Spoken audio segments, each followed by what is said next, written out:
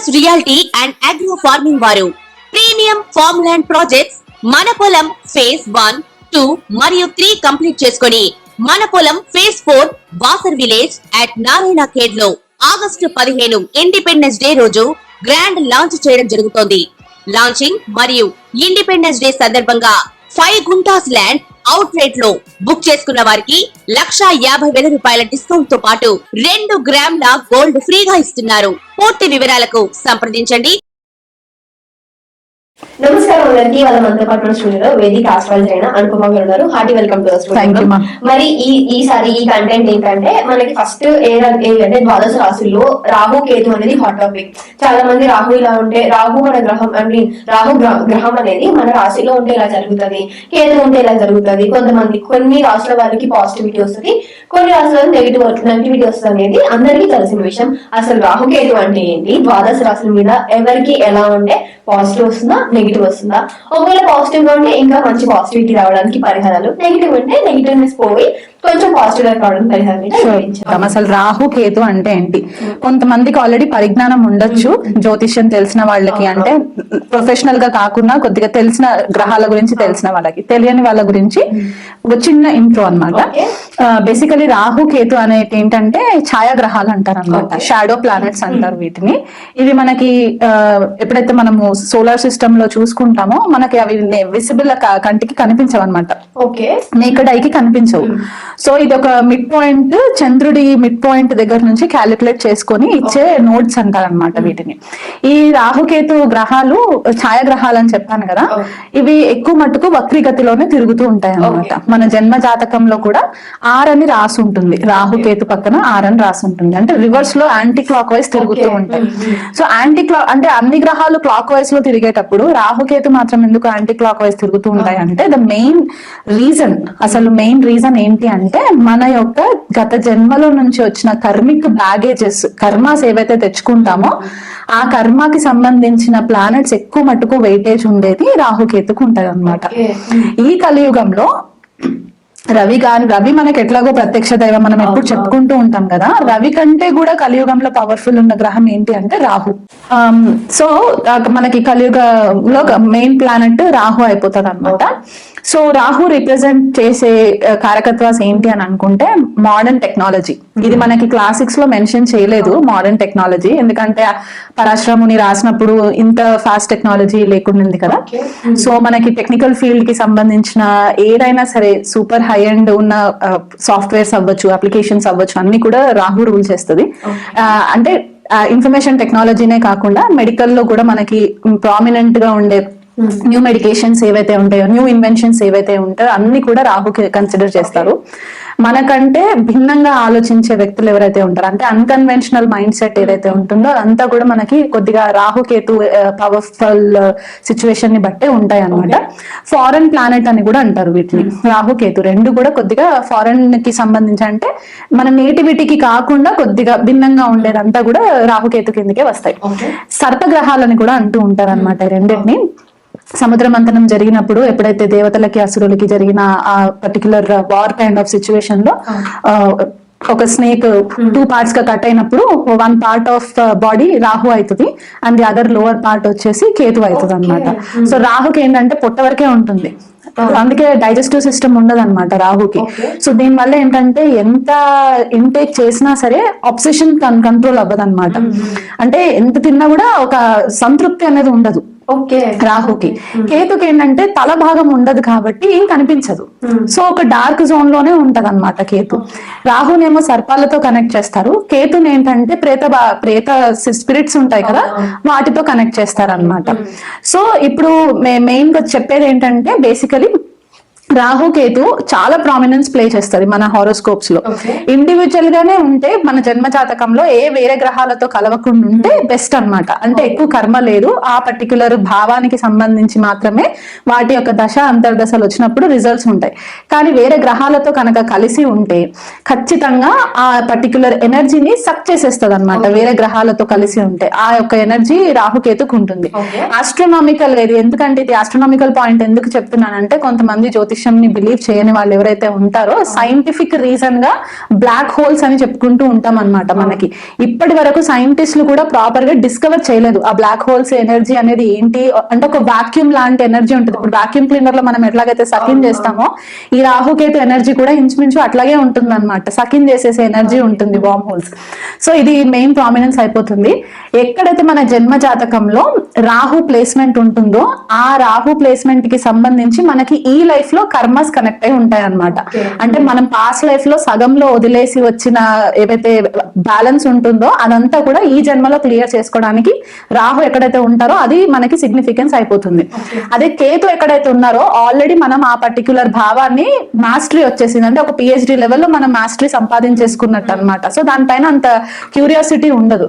So Ketu ఎక్కడైతే రాహు ఉంటుందో అక్కడే ఉంటుంది అనమాట. మనకి టాప్ లెవెల్ పోలీస్ ఆఫీసర్స్ అవ్వచ్చు, పాలిటీషియన్స్ అవ్వచ్చు, లేకపోతే మనకి సినీ ఫీల్డ్ లో క్లిక్ అయ్యే వాళ్ళు వీళ్ళందరికీ కూడా రాహు చాలా ప్రామినెంట్ గా ఉంటుంది అనమాట. సో ఎక్కడ వెళ్ళినా సరే ఆ కరిస్మా వచ్చేస్తుంది వీళ్ళకి. ఆ స్టామినా, కరిస్మా, కరేజ్ అనేది ఒకటి వచ్చేస్తుంది, ధైర్యం వచ్చేస్తుంది అనమాట.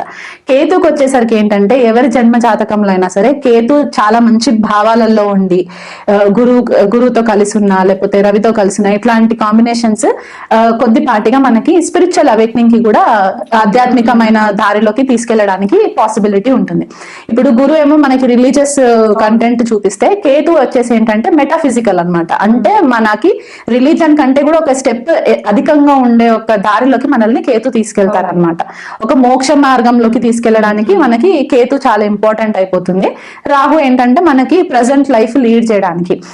మనకి వాస్తు ప్రకారం చూసుకుంటే మెయిన్ డోర్ వచ్చేసి రాహు అండ్ బ్యాక్ డోర్ వచ్చేసి కేతు అన్నమాట. సో అందుకే మనకి మెయిన్ గా ఏం చెప్తారంటే మెయిన్ డోర్ దగ్గర ప్రతిరోజు పసుపుతో కడిగి గడపని కడిగి పూజ చేసుకోవాలి అని ఎందుకు చెప్తూ ఉంటారంటే రాహు ఎక్కడైతే స్థిరంగా ఉంటారో అక్కడ నెగిటివ్ ఎనర్జీ ఎక్కువ ఉంటుంది.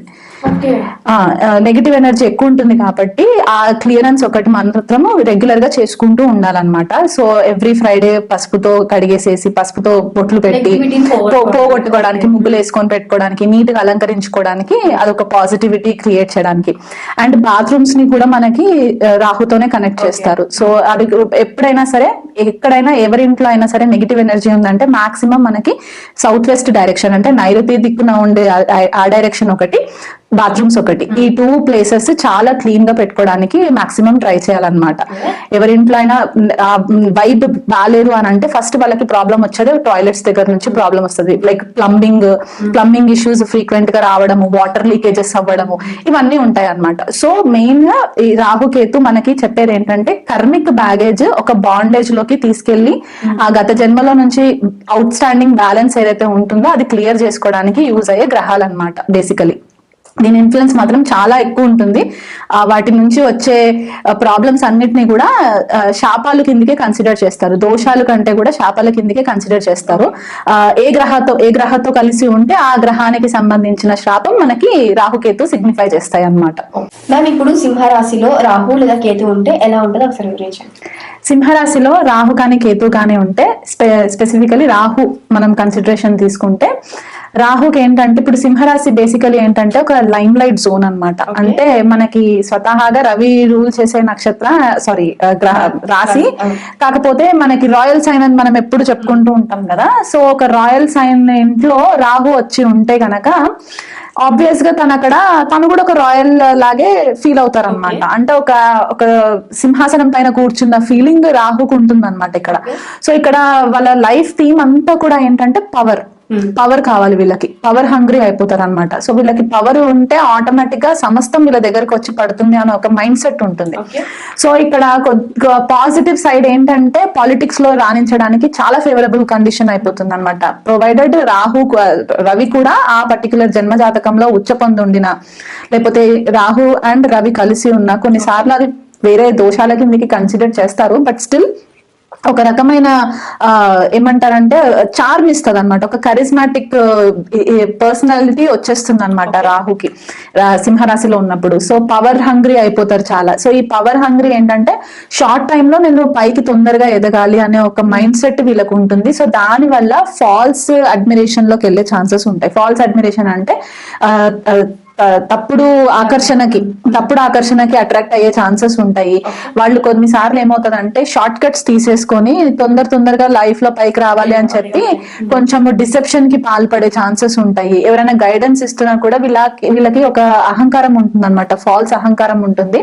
అది ఈగో డామినేషన్ అని చెప్పేసి అంటూ ఉంటాం కదా, అది కొద్దిగా డామినెన్స్ లోకి వచ్చేసరికి ఏంటంటే వీళ్ళకి ఎంత మంచి గైడెన్స్ ఇస్తున్నా కూడా జనరల్లీ వీళ్ళు కన్సిడరేషన్ లోకి తీసుకోరు అనమాట.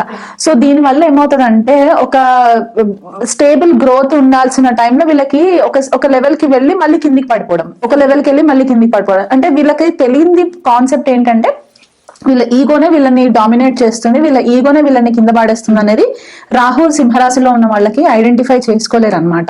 బికాజ్ వాళ్ళ అబ్సెషన్ అంతా కూడా నాకు పవర్ కావాలి, నేను ఎక్కడికి వెళ్ళినా నా సామ్రాజ్యాన్ని నేను ఎస్టాబ్లిష్ చేసుకోవాలి, నా సింహాసనం పైన నేను కూర్చోవాలి, ఇది ఒక్కటే తిరుగుతుంటుంది థీమ్. కాబట్టి ఇక్కడ వీళ్ళకి ప్రాబ్లం వస్తుంది. అదే కేతు సింహరాశిలోకి వస్తే ఇది ప్లేస్మెంట్ ఎట్లయిపోతుంది అంటే ఎక్స్ట్రీమ్లీ ట్రెడిషనల్ అయిపోతారు. అంటే కేతు మన లీనియేజ్ ని కన్సిడర్ చేస్తారనమాట. అంటే మన పూర్వీకుల నుంచి వచ్చే వారసత్వం ఏదైతే చెప్తూ ఉంటామో అది కేతు రిప్రజెంట్ చేస్తుంది. సో సింహరాశిలోకి వచ్చేసరికి ఏంటంటే మన ఫోర్ ఫాదర్స్, అంటే మన తాతలు ముత్తాతల నుంచి ఏదైతే ఆ ఫాదర్ సైడ్ కనెక్టివిటీ ఉంటుందో అక్కడ కేతు వచ్చేసరికి ఏమవుతుందంటే ఆ ట్రెడిషనల్ వాల్యూస్ ని వాళ్ళు కాపాడాలి, ఆ పరంపర అని చెప్పేసి ఏదైతే చెప్తుంటారో అది కాపాడాలి అనేసి వీళ్ళు చాలా ఆర్థోడాక్స్ అయిపోతారు. వీళ్ళ థింకింగ్ ప్రాసెస్ కూడా చాలా నేటివిటీ తోటి ఉంటుంది అనమాట, చాలా ఆర్థోడాక్స్ థింకింగ్ ఉంటుంది. అండ్ తప్పులు చేయడానికి కూడా సహజంగా వీళ్ళు ఇష్టపడరు. తండ్రి తరఫు వర్గం వాళ్ళతోటి కూడా వీళ్ళకి మంచి కనెక్షన్స్ ఉంటూ ఉంటాయి. స్పిరిచువల్ గా ఎదగడానికి చాలా మంచి కనెక్షన్స్ ఉంటాయి. ఆత్మ విశ్లేషణ చేసుకోవడానికి కేతు సింహరాశిలో ఉన్నప్పుడు, ఎందుకంటే రవిని మనం ఆత్మగ్రహంగా కూడా కన్సిడర్ చేస్తాం కాబట్టి ఇక్కడ ఆ ప్లేస్మెంట్ లోకి వెళ్ళినప్పుడు ఏమవుతుందంటే చాలా బెటర్ రిజల్ట్స్ ఇస్తారనమాట. మోక్ష పదంలోకి నడవడానికి కూడా వీళ్ళకి ఒక మంచి ఆపర్చునిటీ వస్తుంది. కానీ షో ఆఫ్ ఎక్కువ చేయడానికి ఇష్టపడరు.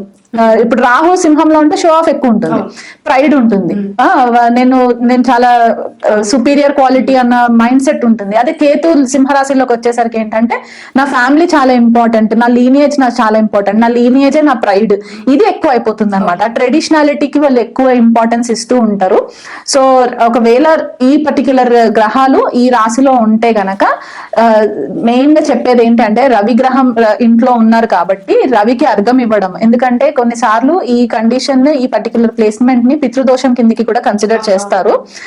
సింహరాశిలో రాహు ఉన్నా కేతు ఉన్నా కూడా కొద్దిపాటిగా డిస్టర్బెన్సెస్ ఉంటాయి. కాబట్టి మనకి ఈ కాంబినేషన్ ఉన్న వాళ్ళు ఇంకా ఎక్కడ కూడా ఏ కాంబినేషన్ ఉన్నా లేకున్నా ఈ పర్టికులర్ కాంబినేషన్ ఉంటే గనక వీళ్ళు ఇమీడియట్ గా పితృశాంతి పూజలు చేయించుకోవాలి ఖచ్చితంగా. అండ్ రవికి రోజు అర్ఘం ఇవ్వడం మొదలు పెట్టుకోవాలన్నమాట. కేతు ఉన్నా సరే రాహు ఉన్నా సరే దిస్ ఇస్ ద రెమెడీ వీళ్ళకి. అండ్ సండేస్ నాన్ వెజ్ మానేయాలి, బుధవారం రోజు కూడా నాన్ వెజ్ మానేయాలి. కంప్లీట్ గా ఈ పర్టికులర్ కాంబినేషన్స్ ఈ రెమెడీస్ చేసుకుంటే వీళ్ళకి ఫేవరబుల్ రిజల్ట్స్ ఉంటాయి. ఓకే, మనం చూసారు కదా సింహరాశి వారికి వాళ్ళ రాశిలో కనుక రాహు లేదా కేతు ఉంటే ఎలా ఉంటుందో మేడం చాలా చక్కగా వివరించినందుకు thank you so much ma'am. మరి మేడం చెప్పిన రెమెడీస్ అన్నింటినీ చాలా నీట్ గా ఉపయోగించుకొని మీ జీవితాన్ని మంచి దారిలో పెట్టుకుంటారని ఆశిస్తూ మన రాష్ట్ర కలుద్దాం. అంతవరకు సెలవు.